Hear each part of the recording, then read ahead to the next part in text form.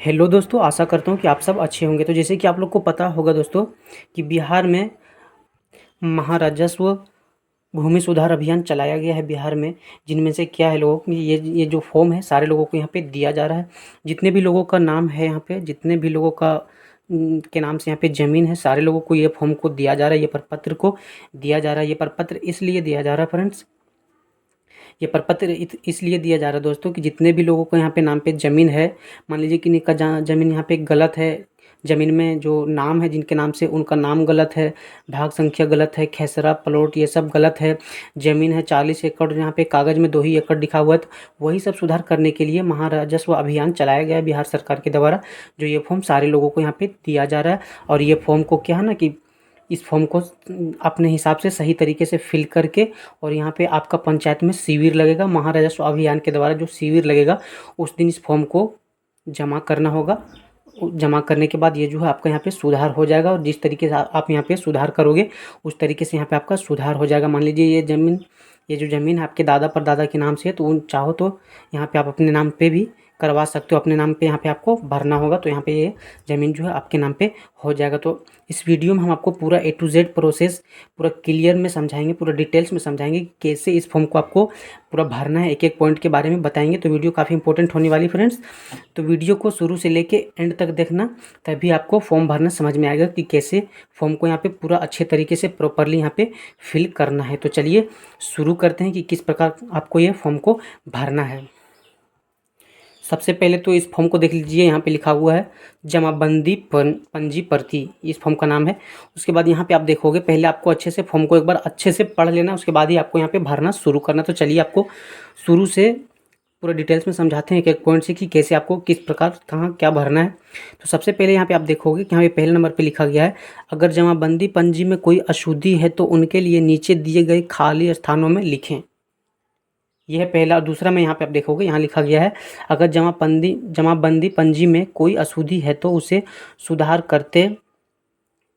करने हेतु यह आवेदन राजस्व महाअभियान शिविर में जमा करें। मतलब जिस दिन आपका शिविर लगेगा पंचायत में, उस दिन यहाँ पे आपको जमा कर देना होगा इस फॉर्म को भर के। तो चलिए शुरू करते हैं कि फॉर्म को कैसे भरना है। तो सबसे पहले यहाँ पे देखोगे फ्रेंड्स, यहाँ भाग वर्तमान यहाँ पे 2 लिखा गया है, यानी यहाँ पे अगर 2 है सही है तो यहाँ पे आपको इसे छोड़ देना है। अगर आपका ज़मीन में भाग जो संख्या है वो यहाँ पे अगर 3 है, आपका जो ओरिजिनल भाग संख्या उसमें अगर 3 है तो यहाँ पे आपको 3 भरना होगा। अगर यहाँ पे ये सही है तो आपको इसे छोड़ देना होगा। दूसरी में चलिए, यहाँ पृष्ठ संख्या मान लीजिए मेरा यहाँ पे 158 है, तो ये सही है तो आप इसे छोड़ सकते हो। अगर ये गलत है तो यहाँ पे जो सही रहेगा वो यहाँ पे आपको यहाँ भरना होगा। मान लीजिए 160 है तो यहाँ पे 160 आपको यहाँ भरना होगा। उसके बाद क्या है, यहाँ पे देखिए कंप्यूटरीकृत जमाबंदी संख्या, अगर ये संख्या भी अगर गलत है तो आप इसको यहाँ पे सही कर सकते हो। उसके बाद जमाबंदी संख्या 158 है, अगर मान लीजिए यहाँ पे गलत है तो आप इसे काट के यहाँ पे सही लिख सकते हो। मान लीजिए 160 है तो 160 आपको यहाँ पे कुछ इस तरीके से यहाँ पे आपको लिख लेना होगा। मान लीजिए यहाँ पे ज़िला मेरा नवादा पड़ रहा है, मेरा ज़िला नवादा ही है, गया है, और मान लीजिए यहाँ नवादा लिखा गया, तो अब क्या करना होगा कि यहाँ आपको क्या लिखना पड़ेगा, क्या लिख देना होगा। उसके बाद यहाँ पे अनुमंडल मेरा मान लीजिए कि नवादा पड़ता है और यहाँ पे रजौली लिखा गया है, तो यहाँ पे आपको नवादा लिखना होगा। मान लीजिए कि अनुमंडल आपका रजौली ही है और सही है तो आपको इसको नहीं लिखना, छोड़ देना है। उसके बाद यहाँ देखिए अंचल रजौली है मेरा, मान लीजिए कि यहाँ पे मेरा अगर अंचल नवादा होता तो यहाँ पे मैं नवादा लिख देता। रजौली सही है तो आपको इसे छोड़ देना, भरना नहीं है। उसके बाद यहाँ पे देखते हैं हल्का आपका कौन सा पड़ता है, यानी कि पंचायत, आपका पंचायत कौन सा पंचायत में आप आते हैं वो लिखना है। तो यहाँ पे आपको देख लेना कि ये जो पंचायत है आपका सही है या फिर गलत है। अगर गलत है तो अपने हिसाब से यहाँ पे अपना पंचायत का नाम यहाँ पे आपको लिख देना है। उसके बाद यहीं पे आपको नीचे में मिल जाएगा थाना नंबर, अगर सही है तो मिला के यहाँ पे लिख लेना है, और नहीं तो आप इसको छोड़ सकते हैं। अगर सही है तो आप इसे छोड़ देना है, और गलत है तो यहाँ पे इसको सही अपने हिसाब से आपको यहाँ पे लिख लेना। मान लीजिए 295 मेरा थाना नंबर है, मान लीजिए मेरा रियल में है 290, तो 290 यहाँ पे आपको लिख देना होगा, और अगर सही है तो आपको इसे छोड़ देना होगा।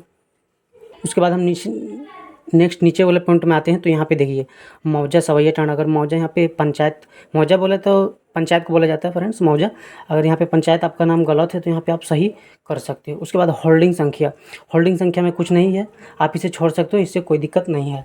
तौजी संख्या 0 है, मान लीजिए तौजी संख्या यहाँ पे आपका 4 है, और यहाँ पे 0 लिखा गया, तो आपको इसे काटना नहीं है, बल्कि यहाँ पे बस 4 कर देना है।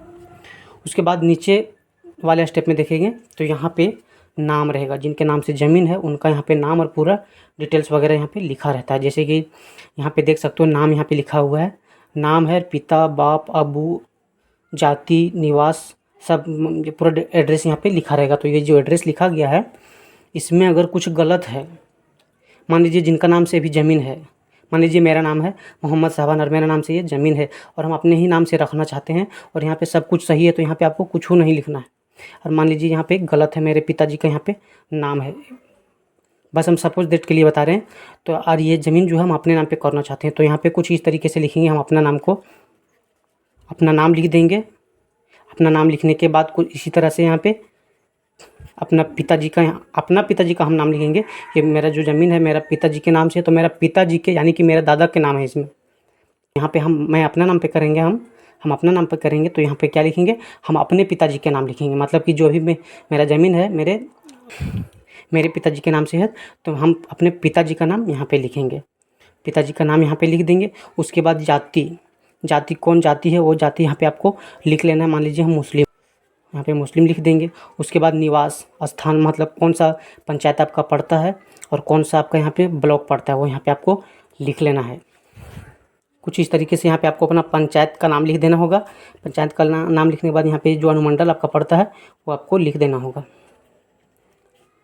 और मान लीजिए अपना आप पिताजी के नाम पे ही ज़मीन छोड़ना चाहते हैं, तो और सब कुछ सही है, तो आपको यहाँ पे कुछ नहीं भरना है।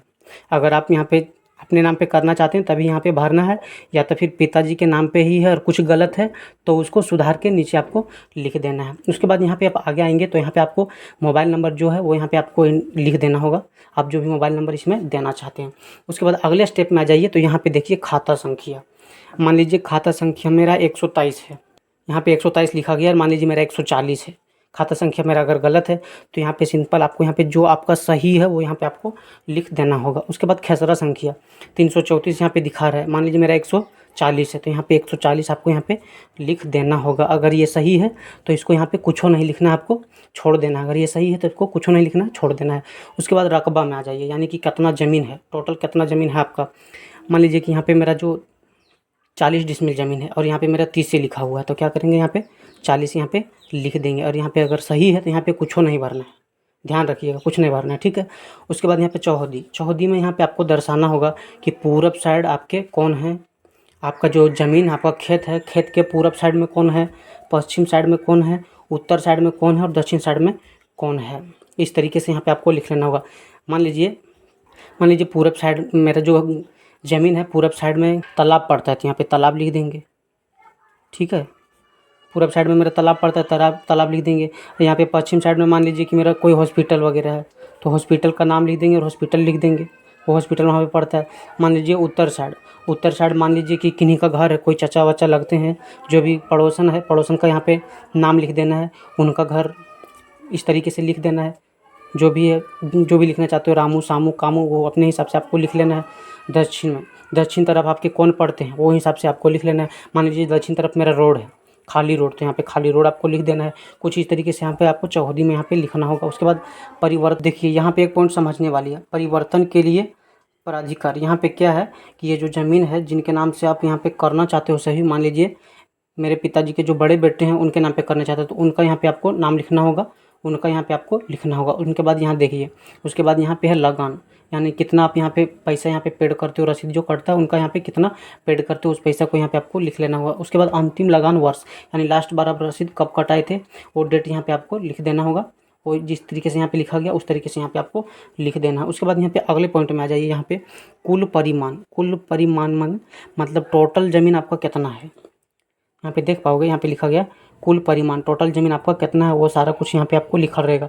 और मान लीजिए टोटलों में यहाँ पे आपका गलत है, मान लीजिए 4 गो आपका प्लॉट है, 4 गो प्लॉट मिला के 1 एकड़ 30 डिसमिल हो रहा है और यहाँ पे 30 डिसमिल लिखा हुआ है, तो यहाँ पे आपको सही कर लेना है। यहाँ पे 1 लिख देना है और यहाँ पे इस तरीके से आपको लिख लेना है और यहाँ पे 30 आपको यहाँ पे लिख लेना है। अगर सही गलत है तो यहाँ पे सही कर लेना, और सही है अगर पहले से तो आपको इसको नहीं भरना है, छोड़ देना है, ठीक है। इस तरीके से यहाँ पे आपको भरना है। उसके बाद नीचे आ जाइए, देखिए अगर कोई खेसरा छूट गया हो तो उसे यहाँ भरें। जैसे मान लीजिए आपका 4-5 गो प्लॉट है, बहुत सारा है, तो यहाँ पे आपको भरना होगा। जैसे खाता संख्या मेरा मान लीजिए कि 3 वो छूट गया है, 140, 120, 135 इस तरीके से छूट गया है, तो आपको यहाँ पे भर देना है। अगर नहीं छूटा है तो यहाँ पे आपको इसे खाली छोड़ देना है, कुछ नहीं लिखना है। उसके बाद खेसरा संख्या, यहाँ पे देखिए खेसरा संख्या अगर छूट गया है तो भी यहाँ पे आपको इसी तरीके से कुछ यहाँ पे लिख लेना है। मान लीजिए 140 है, 155 है, 150 है, एग्जाम्पल हम बता दे रहे हैं, मेरा है ऐसा कुछ नहीं है। और अगर यहाँ पे सब कुछ ठीक है, आपका इतना ही प्लॉट है, तो यहाँ पे आपको कुछ नहीं भरना है। अगर है तो यहाँ पे आपको नीचे सारा कॉलम बना हुआ है, इसी तरीके से यहाँ पे लिख लेना है। खाता संख्या जो छूटा है इस कॉलम में लिख लेना है। और एक बात ध्यान रखिएगा कि एक कॉलम में एक ही को खाता संख्या लिखिएगा, एक ही को यहाँ पे आपको लिखना होगा।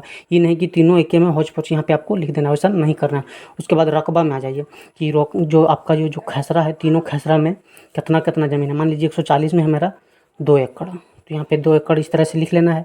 मान लीजिए 155 में है 1 एकड़ 40 डिसमिल, तो 1 एकड़ इस तरह का एक लिख के एकड़ यहाँ पे लिख लेना इस तरीके से, और यहाँ पे 40 डी इस तरह से लिख देना होगा आपको, ठीक है।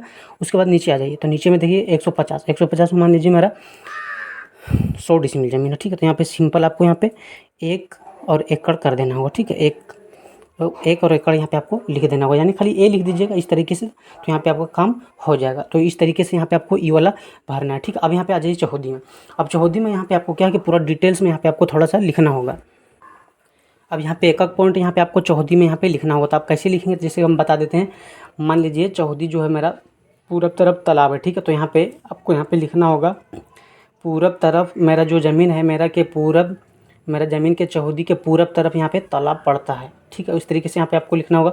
उसके बाद यहाँ पे मान लीजिए पश्चिम है, पश्चिम साइड में, तो फिर यहाँ पे पश्चिम यहाँ पे लिखना होगा कि पश्चिम साइड मेरा ज़मीन के पश्चिम तरफ फलना चिलना जो भी जिनका नाम है उनका वहाँ पे घर बगल में है, इस तरीके से लिखना है। जो रहेगा वो उस तरीके से वहाँ पे आपको लिखना होगा। मान लीजिए हॉस्पिटल है आपके ज़मीन के जस्ट उत्तर साइड यहाँ पे ज़मीन है, तो यहाँ पे आपको उत्तर साइड में यहाँ पे लिख देना होगा कि उत्तर साइड मेरे ज़मीन के यहाँ पे फलना हॉस्पिटल है, कुछ इस तरीके से यहाँ पे आपको लिखना होगा, भरना होगा। और मान लीजिए कि यहाँ पे दक्षिण साइड जो है जो सरकारी रोड पड़ता है, तो यहाँ पे आपको यहाँ पे लिख देना होगा मेरे ज़मीन के चौहदी के दक्षिण तरफ यहाँ जो है सो रोड पड़ता है, सरकारी रोड पड़ता है। तो इस तरीके से यहाँ पे आपको लिख देना होगा। उसके बाद यहाँ पे आ जाइए, यहाँ पे लिखा हुआ सुधार हेतु साक्ष्य।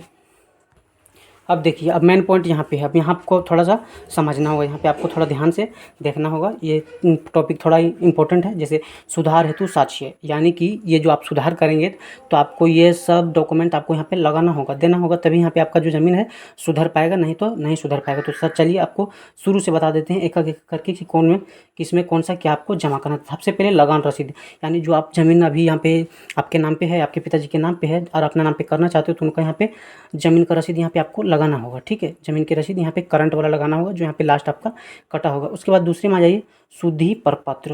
यहाँ क्या है कि यहाँ पे आपको एक एप्लीकेशन लिखना होगा। एप्लीकेशन में इसी तरीके से यहाँ पे लिखना होगा कि ये जो मेरा ज़मीन है, इतना इतना रकबा है, इतना जो खेसरा संख्या, इतना प्लॉट है, ये गलत है, इसको सुधार करने हेतु ये फॉर्म को हमने भर रहा है। इस फॉर्म में जो मेरा पिताजी का नाम है उस नाम से मैं अपने नाम पे परिवर्तन कराने के लिए इस फॉर्म को यहाँ पे फिलअप कर रहा हूँ, जो कि मेरे नाम पे किया जाए। इस तरीके से यहाँ पे आपको लिखना होगा शुद्धि प्रपत्र। इस तरीके से यहाँ पे आपको फिर उसमें मोहर लगा के यहाँ पे आपको जमा करना होगा, ठीक है। उसके बाद केवाल की प्रति, आपका जो ज़मीन रजिस्टर्ड हुआ है, रजिस्टर जो हुआ है, रजिस्ट्री पेपर यहाँ पे आपको देना होगा। केवाला की प्रति जो होता है उसका यहाँ पे फोटोकॉपी आपको लगाना होगा, ठीक है। ये चीज़ आपको ध्यान में रखना। उसके बाद यहाँ पे खतियान की प्रति, हाँ ये तो हो गया सबसे बड़ा इंपॉर्टेंट। देखिए खतियान जो है यहाँ पे आपको देना ही पड़ेगा। खतियान बोले तो जिनसे आप यहाँ पे ज़मीन परचेज किए हैं, जिनसे यहाँ पे ख़रीदे हैं, या तो फिर पहले जिनके नाम पे थे उनका यहाँ पे आपको खतियान देना होगा। खतियान से ही यहाँ पे पूरा डिटेल्स पता चलता है कि ज़मीन पहले किनके नाम पर था और इसको कौन यहाँ पे ख़रीदा है। उस तरीके से यहाँ पे खतियान आपको देना होगा। खतियान से ही यहाँ पे आपका ज़मीन जो है ट्रांसफ़र होगा, पिताजी के नाम से यहाँ पे बेटे के नाम पे आता है, ठीक है। उसके बाद यहाँ पे खतियान का प्रति आपको यहाँ पे जीरोक्स जमा करना है। जिस दिन शिविर लगेगा आपके पंचायत में, उस दिन यहाँ पे फॉर्म को भर के अच्छे से जमा कर देना है, अच्छे से भर के। तो यहाँ पे देखिए मापी प्रतिवेदन, हाँ यहाँ पे जो आपका ज़मीन नपैया हुआ है उसका जो कागज़ मिला होगा आपको, उस कागज़ को भी यहाँ पे आपको देना होगा। ध्यान रखिएगा, ये बहुत ही इंपॉर्टेंट टॉपिक है। ये बहुत इंपॉर्टेंट टॉपिक है। यहाँ पे जो आपने नापी के लिए यहाँ पे एप्लीकेशन लिखा था, नापी के लिए आवेदन किया था, उस कागज़ को यहाँ पे आपको जमा करना होगा, ठीक है। तो ये यहाँ पे बहुत ही इंपॉर्टेंट है। ये कागज़ आपको यहाँ पे देना ही होगा, जमा करना ही होगा।